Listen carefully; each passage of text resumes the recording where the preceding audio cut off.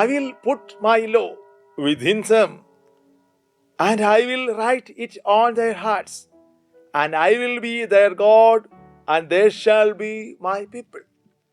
Book of Jeremiah, chapter 31, verse 33.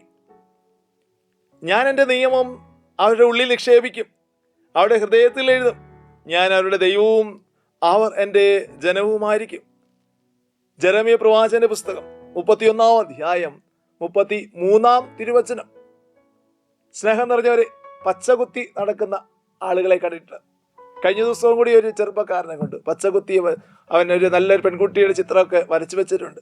പക്ഷേ അവൾ തേച്ചിട്ട് പോയി എന്നുള്ള ഇത് അവരുടെ ശൈലിയിലുള്ള ഭാഷ അവൻ ഉപയോഗിക്കുന്നുണ്ടായിരുന്നു.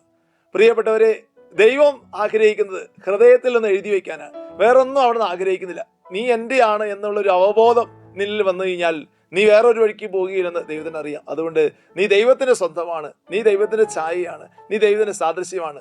അത് നിന്റെ മുഖത്തൊക്കെ എഴുതി വെച്ചിട്ടുണ്ട്. പക്ഷേ നീ അതിൽ നിന്നും വിട്ടുപോകുമ്പോൾ ഹൃദയത്തിൽ നിന്ന് എഴുതി രേഖപ്പെടുത്തി നീ നിന്റെ ഹൃദയത്തിലേക്ക് നോക്കുമ്പോൾ എൻ്റെ ദൈവത്തെ തന്നെയാണ് കാണുന്നതെന്ന്, ഹൃദയമാകുന്ന കോവിലിൽ നിന്റെ ദൈവം വസിക്കുന്നുണ്ടെന്ന് ഉറച്ച അവബോധത്തിൽ ജീവിക്കുകയും പ്രവർത്തിക്കുകയും ചെയ്യുന്നവർക്ക് വലിയ പ്രത്യാശയും വലിയ പ്രതീക്ഷയും ദൈവത്തിൽ നിന്ന് അകലാതെ നിൽക്കുമ്പോൾ കിട്ടുന്ന വലിയ സൗഭാഗ്യത്തിലേക്ക് നീങ്ങി നിൽക്കുന്നതായിട്ട് കാണാൻ സാധിക്കും. അവിടെ പട്ടിണിയോ വിഷമോ രോഗമോ ഒക്കെ കടന്നു വന്നാലും ഒരു പ്രശ്നവുമില്ല. അതുകൊണ്ടാണ് വാളുകൾക്ക് മുന്നിൽ നിൽക്കുമ്പോഴും അല്ലെങ്കിൽ തിളച്ച എണ്ണയിൽ എറിയപ്പെടുമ്പോഴും രക്തസാക്ഷിത്വ കിരീടം ചൂടുമ്പോഴൊക്കെ അവർ വളരെ സന്തോഷവാന്മാരായി നിൽക്കുന്നത് ഹൃദയത്തിൽ വസിക്കുന്ന ദൈവത്തിൻ്റെ ചിത്രം അവർ കണ്ടതുകൊണ്ട്, ദർശിച്ചതുകൊണ്ടാണ്. നമുക്കും വിശ്വാസപൂർവ്വം സ്വീകരിക്കാം. ഇന്നത്തെ ദിവസം നമുക്ക് നിരാശ മാറ്റിയെടുക്കാൻ ഏറ്റവും നല്ലത് അത് ഞാൻ ദൈവത്തിൻ്റെ മകനാണ്, ഞാൻ ദൈവത്തിൻ്റെ മകളാണ് എന്നുള്ള അവബോധത്തിലേക്കാണ്. ഈ അവബോധം നൽകുന്ന വചനമാണ് ഇന്നത്തേത്. ഈ വചനത്തിൻ്റെ സത്ത സ്വീകരിച്ച് നമുക്ക് ഇന്ന് കർത്താവിൻ്റെ പ്രിയപ്പെട്ട മകനും മകളുമാകാം. ആമേൻ. ഈശോ സ്ഥാനത്തിലേക്ക് ചേർന്ന് നിൽക്കാം. നിരാശപ്പെടുന്ന എല്ലാ മക്കളും ഒരിക്കൽ കൂടി ദൈവസ്ഥാനത്തിലൂടെ ചേർന്ന് നിൽക്കട്ടെ. പ്രത്യാശ നിർഭരമായി ജീവിതം നയിക്കാനായിട്ട് കർത്താവ് നിങ്ങളെ സഹായിക്കട്ടെ.